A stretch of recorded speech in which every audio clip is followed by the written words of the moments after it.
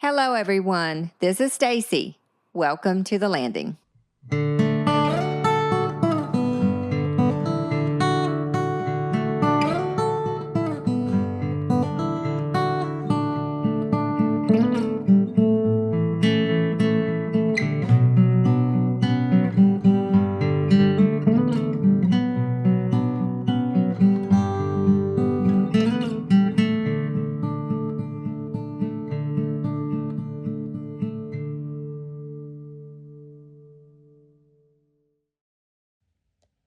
Welcome back, everyone, to the landing. Today, I am honored to bring you the first part of a conversation with someone whose roots run as deep as Core Sound itself. Heber Guthrie is a lifelong Downeaster, one of those rare folks whose knowledge of our waters, our history, and our way of life seems endless, and whose love for family and heritage shines through every word he speaks.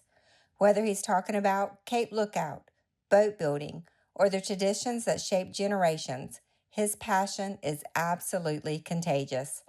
In this first part of our two-part interview, Heber takes us back to the stories that formed him, stories of growing up on the water, learning from elders, and carrying forward a legacy that remains at the heart of who we are. Let's dive in. Here's part one with Heber Guthrie. Hello and welcome back to the landing. We have a treat for you today. This gentleman is extremely busy, and we have been working, as he said, about a couple years trying to get him here, but it was worth the wait, and I know that you are going to enjoy this visit today. So if you will, sir, please tell us your name, who's your crowd, and where you're from. My name is Heber Guthrie, and I'm the son of Dorothy and Chancey Guthrie. I was raised right here on Harkers Island, born in 1951, so I'm almost 75 years old. That's crazy. How time goes by. Yes. And like Stacy said, we've been back and forth trying to do this meeting here. And I work at the Cape Lookout for the past 7 years, so I spend a lot of time on the Cape. I think this year I've been out there like 120 times. Wow. So it's a lot of, but I get to meet a lot of people and get to talk about our history, our heritage, and all that kind of stuff. Helps the day go by and the weeks go by and the years go by. Yes. And yesterday I met a gentleman. This is very close to Veterans Day, so I met a gentleman out there, and his name was Stanley. And it turns out his son owns some property on Harkers Island. Mm-hmm.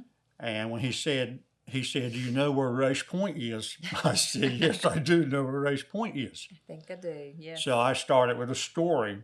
My Aunt Blanche and Walter live right in front of us. Mm-hmm. And then we had the landing, right, to the water. Right. That was our when they moved, when Joe William and Missouri moved to Harkers Island, they settled on that property there.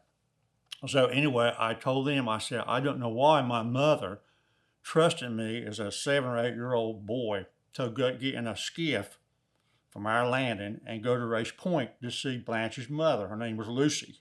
Wow. But they didn't have cars. We didn't have cars back then. Yeah. So everything was done by boats. Mm-hmm. And you would go by yourself? No, I was with them. With them but to go. I still don't understand. Mama trusted me. Yes. I called them old people. They might not be in, I don't know, they might only be in their 50s. Right. I don't know, but to me, they were old people. Yeah. And the boats were real slow, had an air-cooled engine in it. Oh, wow. So we didn't break no speed barriers going to Race Point. But anyway, I always thought that, and I told that guy, I said, now Aunt Blanche, she didn't believe in no law about seafood when you can catch something or how much you can keep. Mm-hmm. If she wanted it, she went and got it. Mm-hmm. So Race Point's changed a lot, though. The land went further out. There was a sandbar there. Sand went around it. Mm-hmm. And so Walter, my uncle, always had a net on a skiff. Mm-hmm. And so some days before we got ashore, we would stop and haul Race Point because Blanche loved hogfish and spots. And you'd bring it in? And we bring it right then. Oh, wow.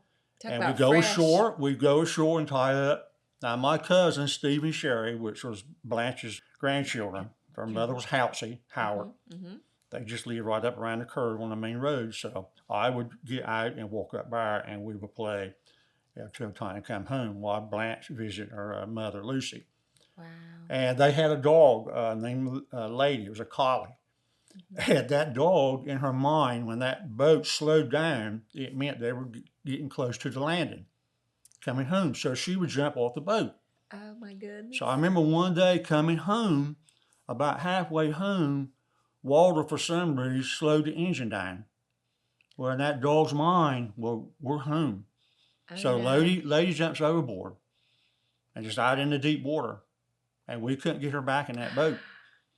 So she swam ashore, and that dog followed us as we would go along. Like I say, we were real slow. She followed us until we got to the landing. Oh my goodness. Yeah. Wow. Yeah. Now, Heber, when you're talking about taking the boat from your house to Rush Point, that in a car is a mile, maybe a little more than a mile. Yeah, it's not very far. Might be a mile and a half.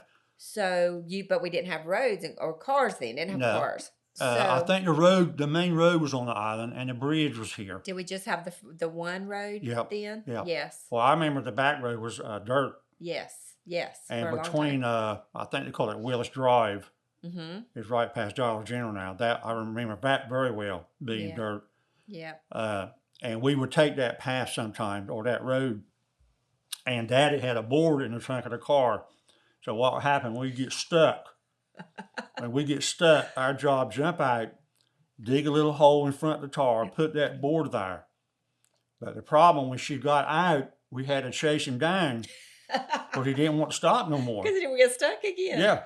So we had to chase him down, throw the board in the trunk, shut the trunk, and somebody open the door and we jump in and keep on going. What I wouldn't pay to have seen that. Why we weren't killed and run over, I don't know. I know it, but that was a well-oiled machine. Yeah. Oh my goodness. Another thing about Race Point, that I had a duck blind there. I was probably in about the 8th grade, and I had started driving Daddy's car a little bit. Of course you had. You're in 8th grade. I might get a license. But anyway, Saturday morning wasn't much going on, so I would borrow that car. And Mama bought me a 6 mallard decoys out of Sears. They were called Victor. They were plastic decoys. That's what I had.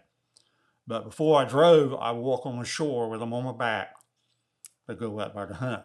Wow. Now, Will bought me a 410 shotgun from the Beaufort hardware store, which is now where Ribeyes is.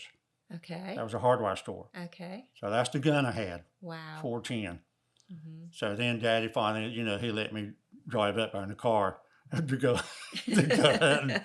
But I tell you, 6 o'clock in the morning, there weren't much traffic on Harkers Island. No, honey, not like it is now.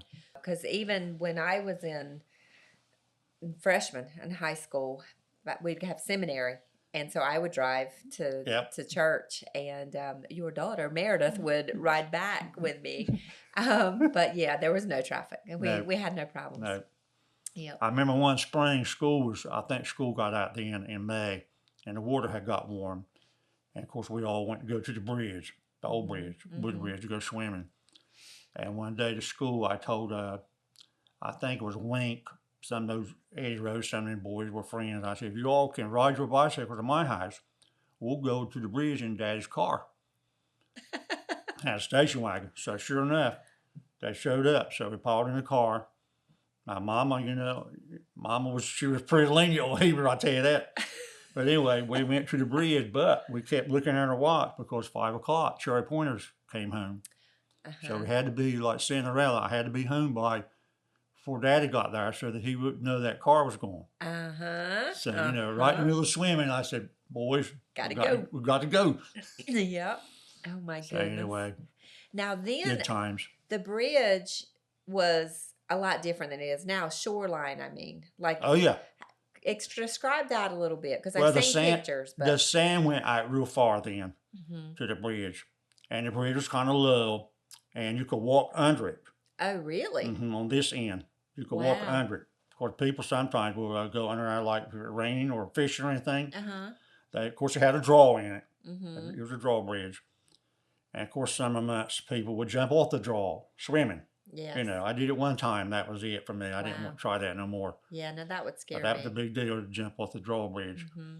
I was baptized there Really? to the bridge. Yeah. We didn't have baptismal fonts Uh-huh. then, Okay. and so all the people before then got baptized to their landing or wherever, you know. Yeah.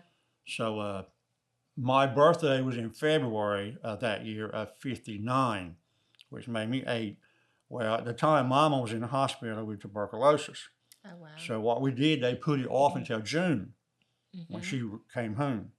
So I was baptized in June, which was better because the water's a lot warmer. Oh, for sure. Linwood Hancock Yeah. was the branch president. Yeah. I remember him. He was on the shore. He was a witness. Uh-huh. And we just waited off until we got deep enough. Yeah. You know, You probably had to walk a little bit to yeah, get there, right? and we waited off deep enough where Yeah. you could, when you're baptized, you would go all under. Yeah. Oh, wow. You know. Wow. Granddaddy. Yeah.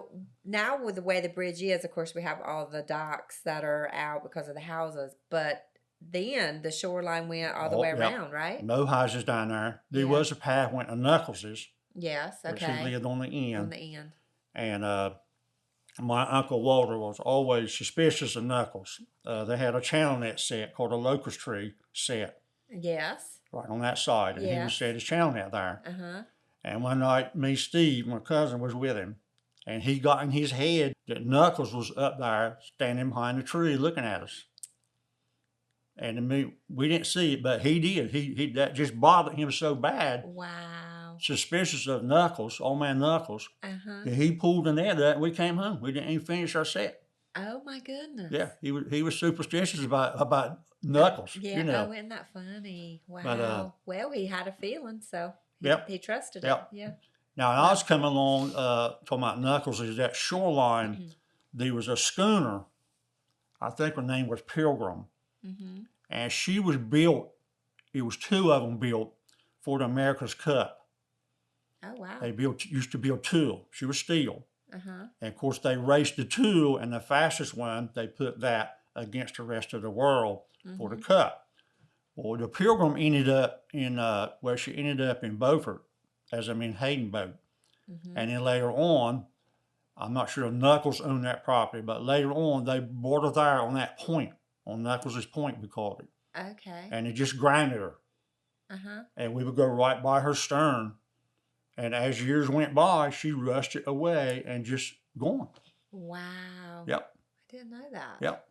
Oh, my Yep. goodness. Name was Pilgrim. Wow. That's pretty neat.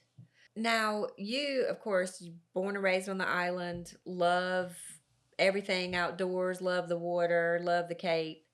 How has that shaped where you are now? Because like you mentioned it briefly of what you're doing now, but tell us a little bit.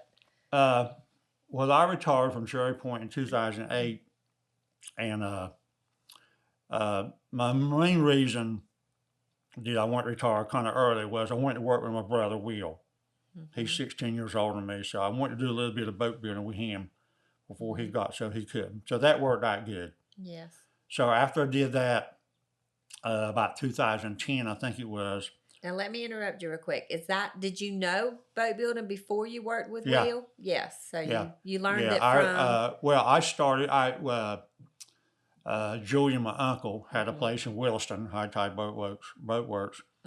And so Saturdays we would go, me and his son Eddie would just clean up the shop.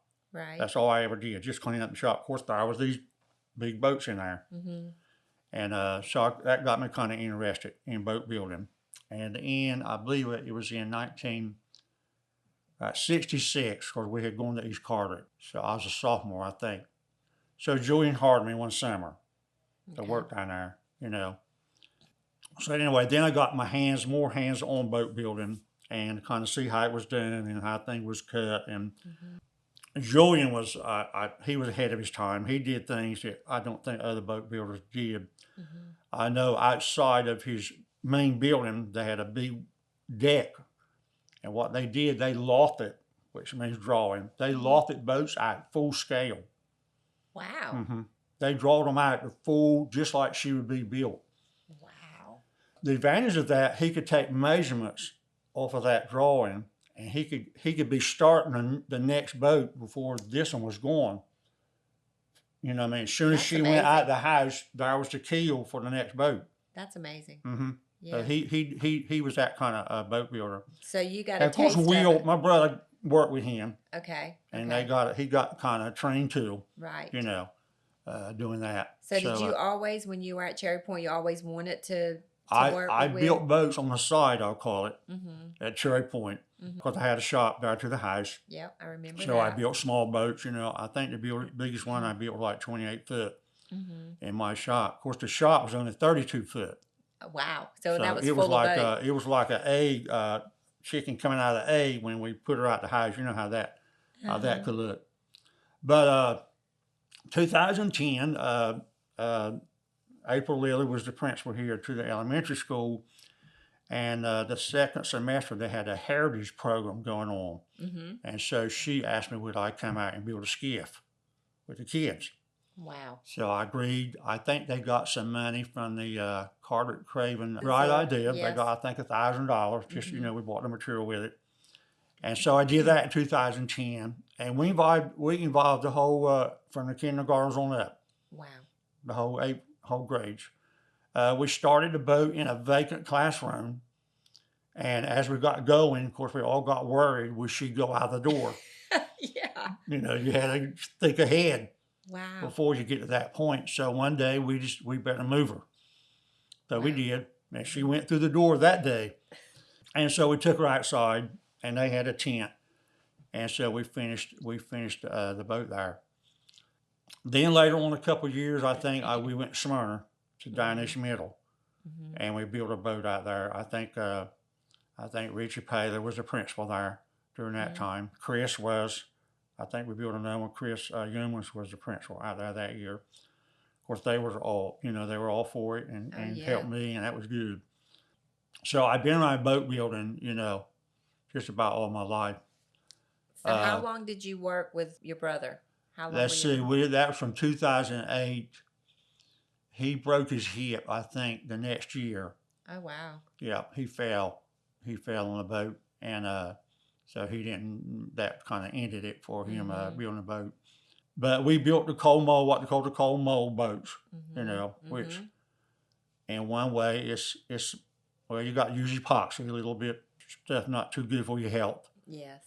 But it was an easier way to build a boat because she was upside down. And like Will told me, you do everything backwards. You put the bottom on first, the sides on last. Well, you used to. Wow. You put the sides on and then the bottom on. Yeah. But this day and time, you do all that, and you turn them over, to finish them out. And that smell, when you said the word epoxy, I could smell it. Yeah. Oh, Yeah. so Very few boathouses you walk in and smell juniper anymore. No. You smell resin, Yep. epoxy, paint. That's the way it is. At one time, I reckon there was probably 5 or 6 boat works on Harker's Island. Or Jamie Lewis, Earl Rose, James Gillikin probably had the most employees. Yeah. When he worked down the ferry dock. Yeah. And they built a lot of what we call head boats. They're like 65, 70-foot boats.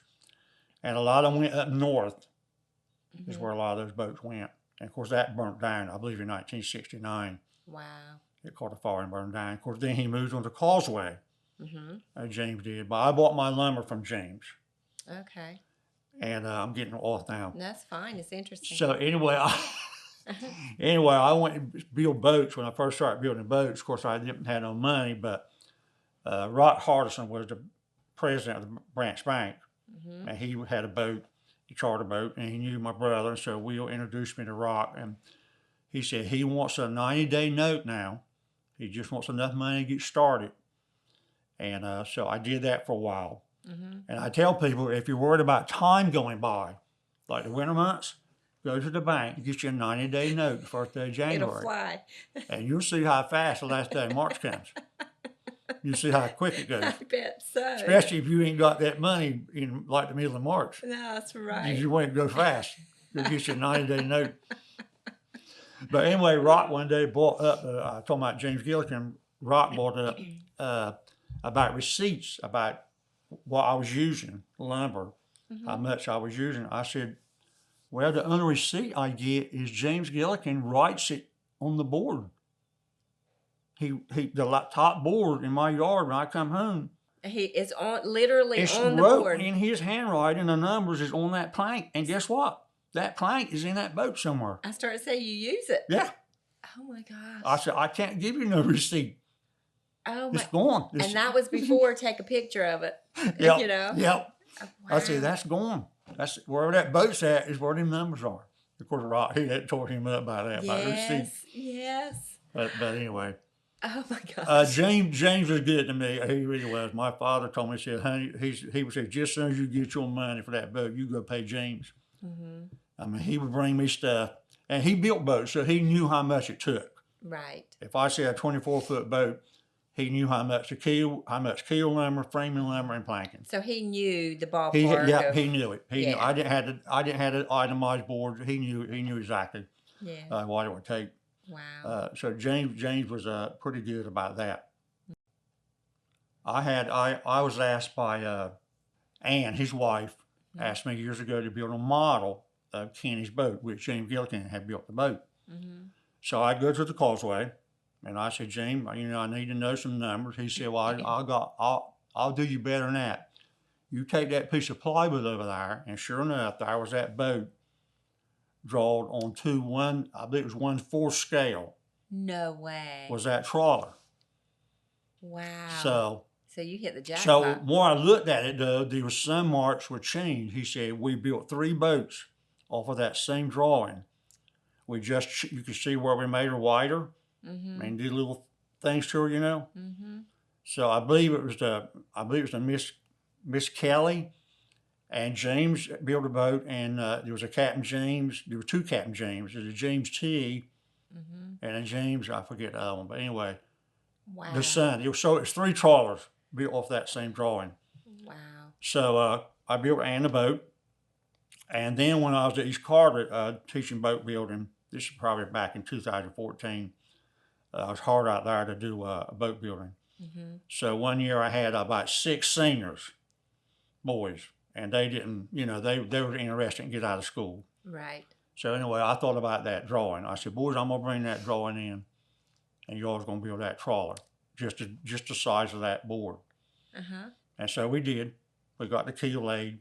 Wow. And we showed them, where to get their measurements, and they put the frames in it, side frames, and we planked it.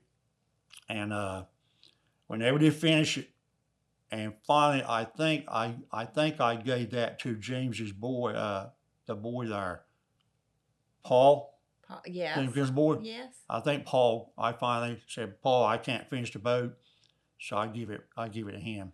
Oh my goodness. I wish I'd have kept her. Of course, she was as big as some of those. She was 6 foot. She was 72 inches, wow. 72 foot.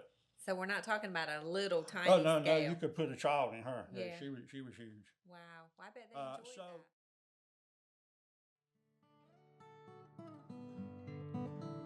that. Thank you again for joining us to The Landing. This podcast is brought to you by the Core Sound Waterfowl Museum and Heritage Center. I am your host, Stacy Davis Baisden, and today's podcast was produced by April Davidson. Tune in next week as we continue learning, sharing, and remembering together. If you'd like to hear more, check out our previous episodes where you get your podcasts. Until then, stay safe and be kind.